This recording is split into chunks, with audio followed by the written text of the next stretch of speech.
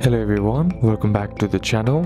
Hope you are doing well and fine, and in today's video I'll be showing you how to sync notability between two devices. So without wasting any time, let's just jump right on the video and make sure to watch this video till the end and follow the steps as well. In order to sync notability between two devices, you'll want to use iCloud Sync so that all your notes stay up to data across your iPhone, iPad and Mac. To enable iCloud Sync in Notability, what you need to do is simply head over and open up your Notability app. Then once you're inside here, what you need to do is go back to your home screen if you are not. Then on your home screen you'll be seeing the three horizontal bar on the top left corner of the screen. Then simply tap on that, and now once you are inside there you'll be seeing your gear icon on the top left as well. Simply tap on that. Then on settings, what you need to do is just simply select an account, and then you'll find the option the iCloud right here. Simply tap on that and then toggle iCloud Sync on. And that's it for today's video guys. Hope this video was useful to you. Leave a like if it did, comment down any questions that you have, and see you soon on the next one.